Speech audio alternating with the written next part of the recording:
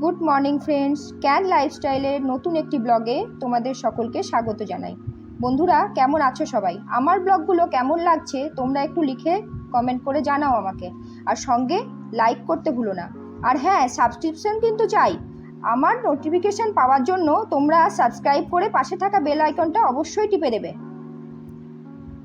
তাহলে আজকের রান্না চলো শুরু করি। এর জন্য লাগছে আমার 3টে ডিম, লাগছে কিছুটা পেঁয়াজ কুচি, টমেটো কুচি, লঙ্কা কুচি।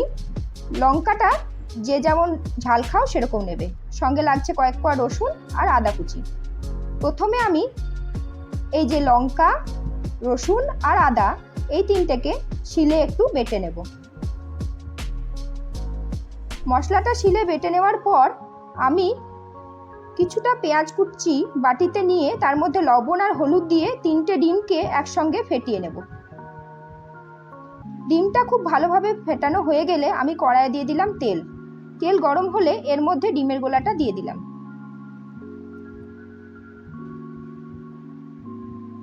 ডিমের গোলাটা একটা পিঠ হয়ে গেলে আমি সাইড থেকে হালকা হালকা করে তুলতে থাকব। যেহেতু এটা অমলেট হবে না, একটু ভাজা হয়ে গেলেই এটাকে আমরা তুলতে পারি। খুন্তি দিয়ে দিয়ে এটাকে আবার মাঝখানটা দিয়ে দিয়ে ভেজে নিতে হবে, আর একই সঙ্গে এটাকে খুন্তি দিয়ে কুচি করে নিতে হবে। তাহলেই রেডি হয়ে যাবে এই ভুজিয়াটা।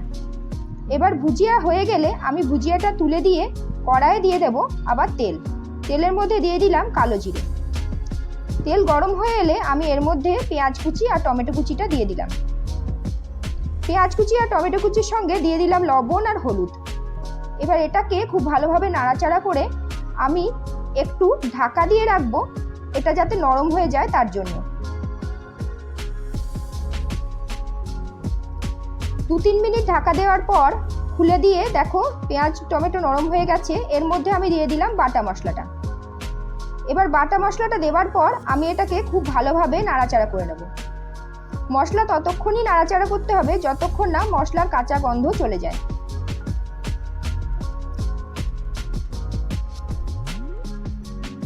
দেখো মশলা আস্তে আস্তে তেল ছেড়ে দিচ্ছে, এর মানে কিন্তু মশলা কষানো হয়ে গেছে। এর মধ্যে দিয়ে দিলাম আমি জিরের গুঁড়ো। এবার আবার আমি ভালো করে কষিয়ে নিচ্ছি।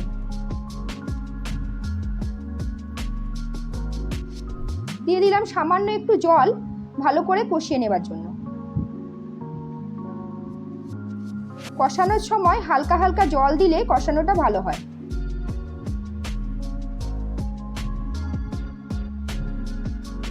মশলা কষানো আমার কমপ্লিট হয়ে গেছে। এর মধ্যে আমি এবারে পরিমাণ মতো জলটাও দিয়ে দেব। কারি করতে যতটুকু জল লাগবে ঠিক ততটা জলই দেবে। এবার এর মধ্যে দিয়ে দেব আমি কুচনো ডিম ভাজাটা। এবার এটাকে আমি একটু ফুটতে দেব।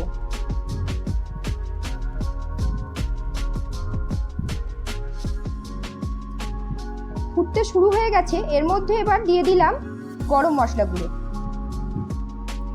এবার নাড়াচাড়া করে ভালোভাবে ফুটিয়ে নিলেই হয়ে যাবে রেসিপি একদম রেডি। তাহলে বন্ধুরা, দেখতেই পেলে আজকের এই রেসিপিটা কতটা সহজ, খেতেও কিন্তু খুব সুস্বাদু হয়।